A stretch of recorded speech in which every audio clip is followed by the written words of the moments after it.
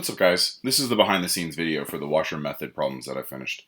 Sorry, the video might be a little bit grainy because of a system that I was using, but hopefully that enough of this comes through. And if you have any questions, I'll try to at least boil down the essence of what I'm doing as I solve these problems. This question, I think, better than the first one that I showed you, it shows that you're looking at the area between two curves, and then you're revolving that area around some sort of axis.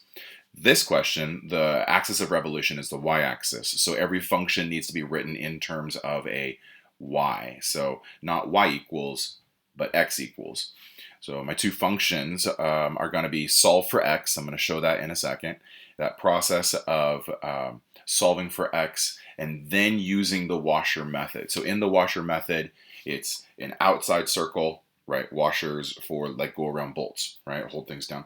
So in the washer method, there's an outside circle and an inside circle, and we want to cut out or subtract away the inside circle.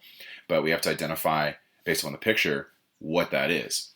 So from the axis, the outside function is the one that is, for the length of the region, furthest away. Setting that up, and we have solve for x. Now it really boils down to setting up the integral where pi goes on the outside and r squared, capital R squared minus r squared goes inside parentheses, and we just integrate it. A little bit of math magic, and we're able, oh, I didn't actually do the math magic. A little bit of that is done. Full disclosure, I'm using like Wolfram Alpha and Desmos. If you do Desmos and you get a decimal, remember that you probably had pi in the calculation. Don't use pi and save that for the final answer. And the final answer should have pi in it. But you need a fraction in order to get an exact answer. All the questions on this have the capability for an exact answer because really it's some fraction times pi.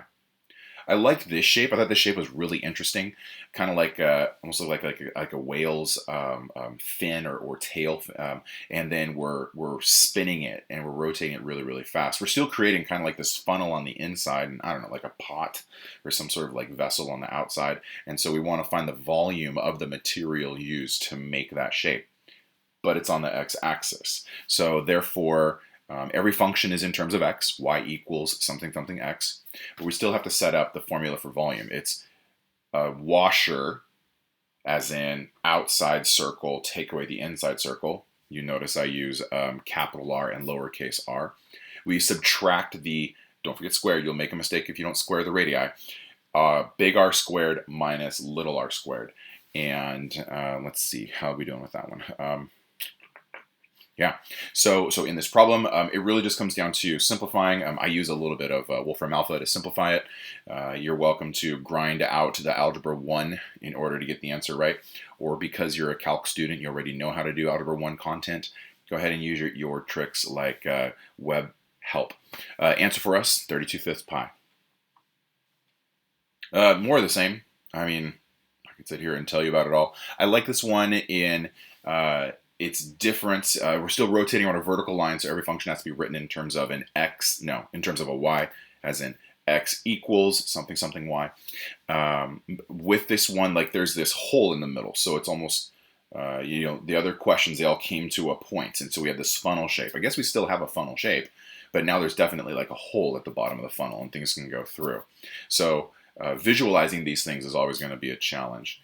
Always look for the outside. What is the outside radius? And there's only one function that's drawn. Well, actually, there's two functions. If you allow the line x equals 4 to be a function in terms of y, x equals 4 is a vertical line, and that vertical line is going to rotate all the way around. If you're going to go into engineering or anything dealing with designing products and working with a 3D printer, this is one of those crucial like developments in your brain to understand how things that look cross sections like flats can actually turn into 3D shapes. So give it a shot. Talk to our STEM teachers, certainly you know who I'm talking about, to get some ideas and feedback from them on what it is. Look at some CAD programs and see what it is that needs to happen. Anyway, that's the behind the scenes for the washer method. Next videos or next tasks, it's the washer method away from an axis. And so if you see the revolutions around the disk method, revolutions around axes other than x and y, that'll have the same flavor as these washer methods around things other than x or y axis. Anyway, thanks for watching. Thanks for doing some math with me. Go ahead and click the like button if you feel like this was helpful for you. And I'll catch you on the flippity flop.